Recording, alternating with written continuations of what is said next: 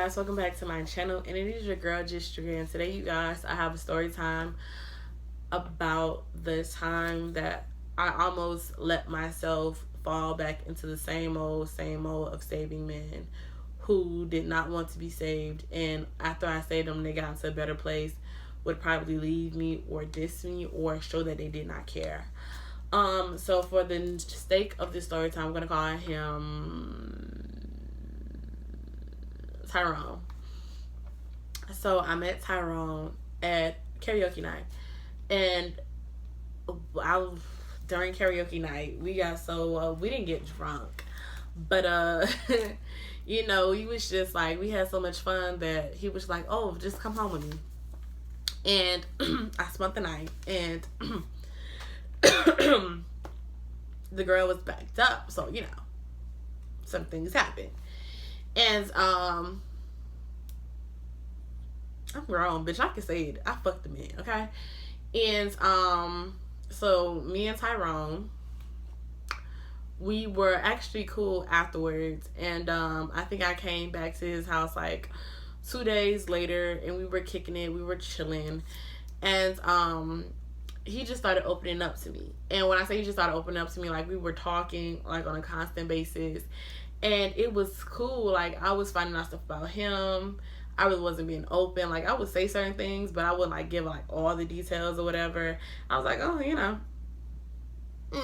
know, say things like I said some stuff like I said on my YouTube channel, but like certain things like that, you know. And I found out that I think we were talking about almost a month. And he told me that he was doing dirty.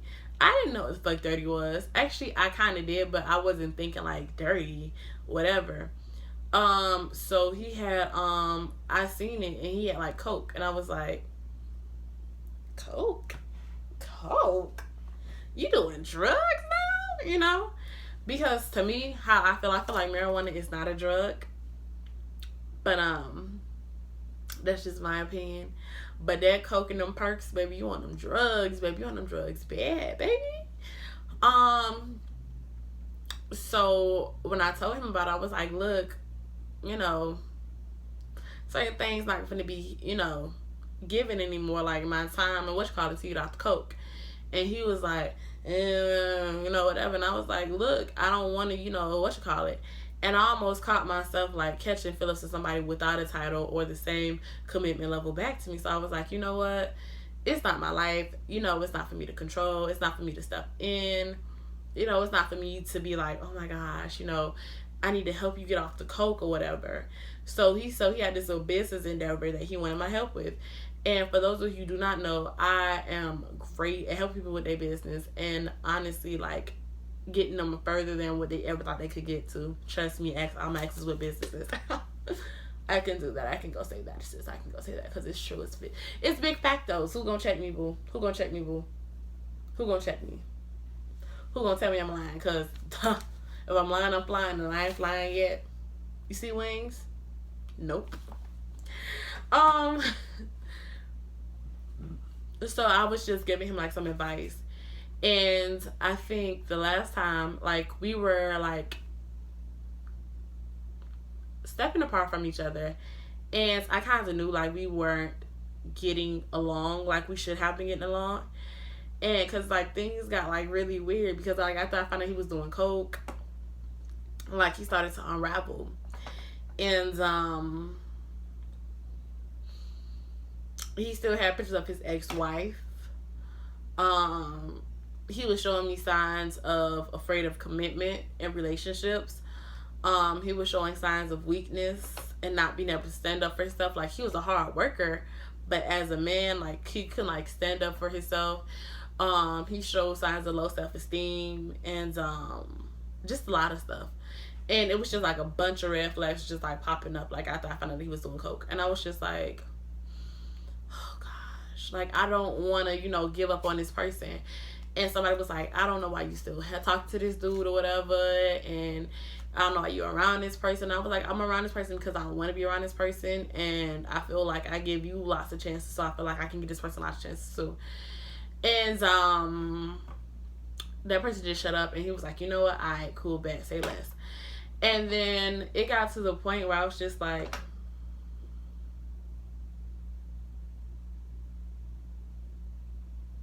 I can't. So the last time I went to his house, he had a day off. And when I went over there, because I think I didn't see him for like 2, almost 3 weeks.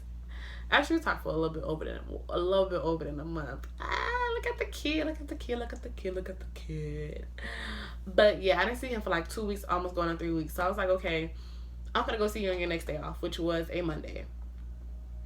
So I waited till like later that night to go see him, and because I wanted him to like enjoy his day for the most part. Because even though I know he had to go to work at 10, he wasn't gonna finna get off until like 10 at night. I wanted to spend like a couple of hours with him, probably just like go home and chill. And if you want me to spend the night, like I'll just spend the night or whatever and just call it a day, because I haven't seen him for 2 weeks. So what I did was I came over to his house and like, you know, I bought like a little TV dinner, you know, a little drinks, a little current, you know, what you call it, because he said he was smoking. I get to the house is full of roaches, and I'm like, the fuck? Like I get it, you live with a dude, like it's 2 dudes in a house or whatever, but you knew I was coming over. Like, your house was never like just like rambunctious and it's dirty. Like, I don't do dirtiness and I don't do filth. So I tried to like pretend like I didn't see it. So I didn't even eat like what I had bought for myself. Like, I dead ass literally, what did I do? I did ass just like put his food in the microwave, and I was just like, yeah, you can eat that, boo, because I ain't, you know, I ain't really hungry no more. And I just like ate the cake that I had ate the cake and like drank like the little juices I had bought, because it was like closed up. I made sure like my purse was like locked up tight, with no nook and cranny that was open, where no little critters could like come in and just like slide in and be like, hey, I'm coming home with you, boo. And he was just like he was like cold to me, and I was like, like, first of all, your house ain't clean, it's hot as hell in this bitch, you not appreciative of shit that I've done. Like, I came over here, like you told me you wanted to see me, and then I get over here, like, you feel me, and you over here like ignoring the kid. I was like, I bet. So he started watching the show that I told him, like, look, I can't wait till it comes out because I want to watch from the beginning. He literally sat there and he watched the whole thing, and he was telling me about it. So I'm like, oh, well, yeah, season 3 of Dear White People is ruined for me. And in the season, they were talking about rape, and I was like, oh yeah, I don't think he did it, yada yada yada. Like, we were having a discussion. I'm like, maybe the night is saved somewhat, or a little bit, you know, maybe it's saved. I get to the point, and we're in a mid conversation, and he was like, I accidentally raped a woman.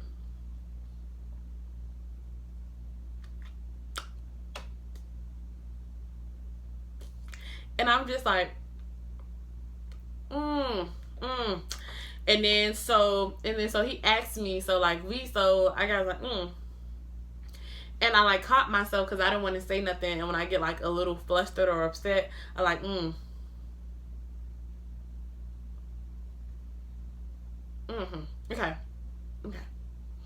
So I was like, okay. And so he was like, so we had a discussion about that, and the discussion went way left. It was an accident, but somehow you're a man, and it is in your instinct as a man to want to rape somebody because you wanted a coochie, and she was telling you no, but you thought it was a joke. And I'm like, Tyrone, that does not make any sense to me. And then so I equated it to, okay, well, cool, because he's telling me something, oh, I'm a man, and what I wanted I needed to get because I felt like X, Y, and Z, and yada yada yada. And I was like, okay, well, cool, then let's go put it out on the table. You were 15, right? And I get it, like you want what you want, but I feel like you knew right from wrong. Because if you didn't know right from wrong, you would never feel bad about it afterwards. So he was like, man, like I said, it was a mistake, it's an accident, and I'm a man, so it's this, and the third. So I said, since we're going off the stereotypes that white people use to trivialize black people when they get ready to prosecute them in jail, let's go use these stereotypes about women that they have. Women are more emotional than men, so therefore if I get mad enough at you, I can go break down I could go bust the windows out your car and flatten 3 of your tires and put sugar in your tank so that you can't even move your fucking car, and then they don't have to tow your shit, and you don't have to get a whole new car. And then I could be like, oh, well, I'm a woman and I was emotional, so that just justifies my actions. And he was like, nah, you did that because you want to do that. I was like, you raped that girl because you wanted to rape that girl, and that's why you feel bad about it afterwards, because you know that you took something that wasn't yours. And he was like, oh, like I said, it was an accident. And then he turned over, and I was like, bet. And I got upset because I'm like, you're not what you call it. And then we got into a conversation about being pro-black and what exactly did it mean. And he was like, oh yeah, I just don't follow it because it's the wave trend. I think for myself, I'm not gonna be all pro-black and all this other stuff, yada yada yada, blah blah blah blah, this is that and the third. You're the first black girl I done started talking to in a good little minute. After I divorced my wife or whatever, you're the first black girl that I've ever talked to, so you should feel honored and special, and you should feel like your trophy, because you getting a real good man right now. And mind you, y'all, he already said that he raped this girl, and he was like, oh, and then now he's talking about me being pro-black, saying I'm a fucking follower and not a leader. And because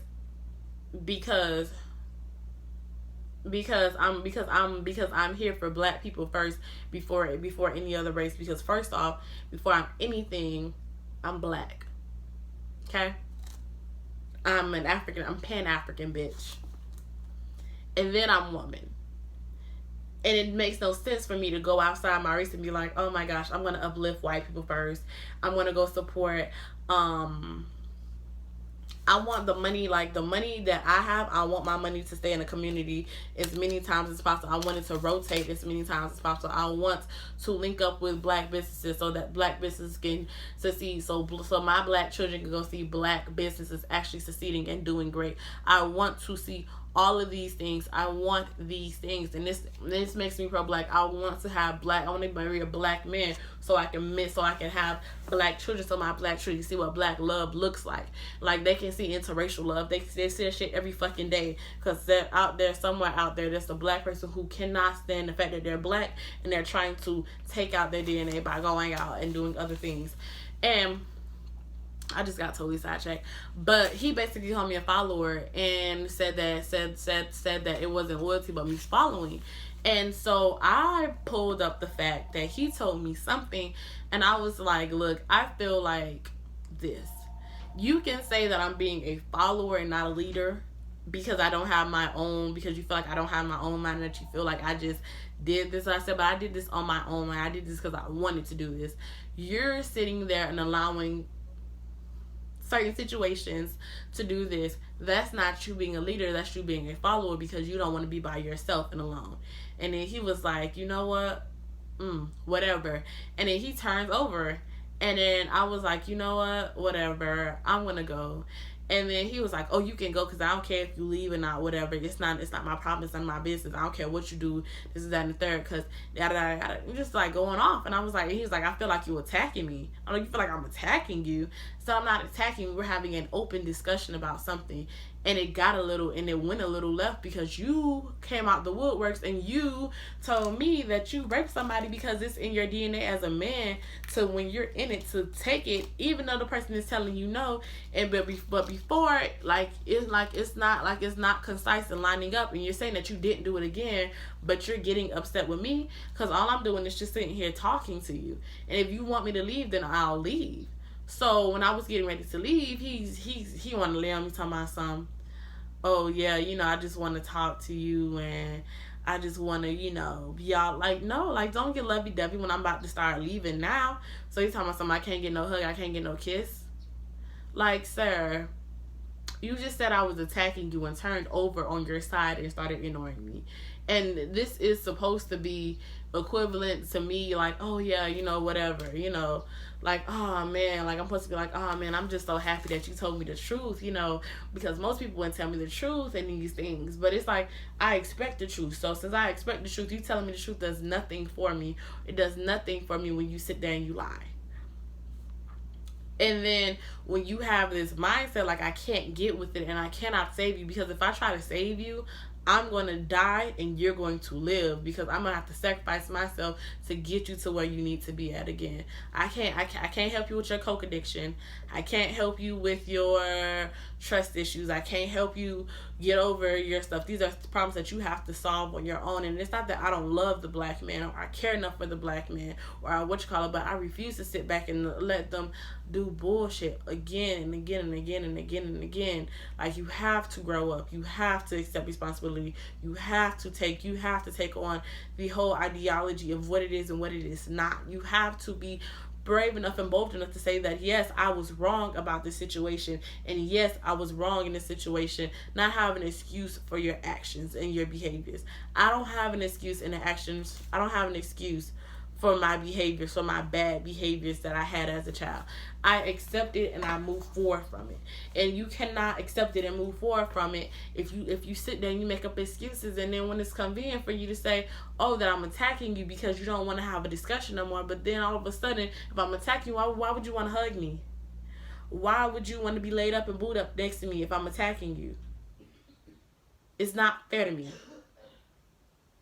So for me, I just kind of like sat back and I was like, okay, bet, shorty. Say less, shorty. Not a problem, shorty. It's cool, shorty.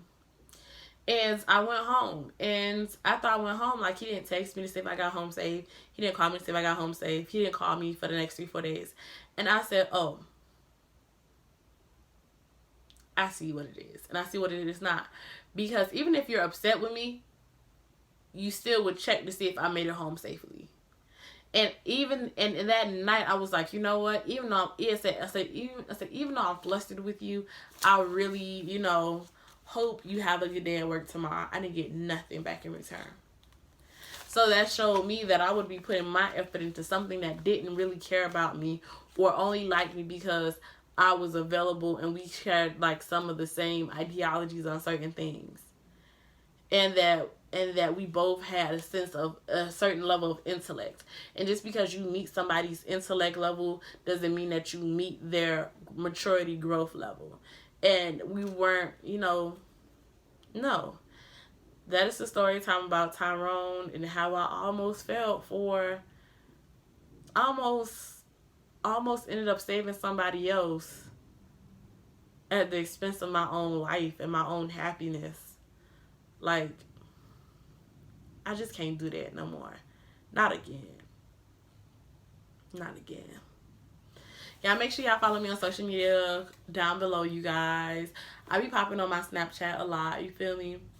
Well, I don't want to say I be popping on my Snapchat, but my Snapchat is lit-ish sometimes. Like, sometimes I be having me a grand-ass time. Like, real-ass bitch give a fuck about a nigga grand-ass time. But, you know.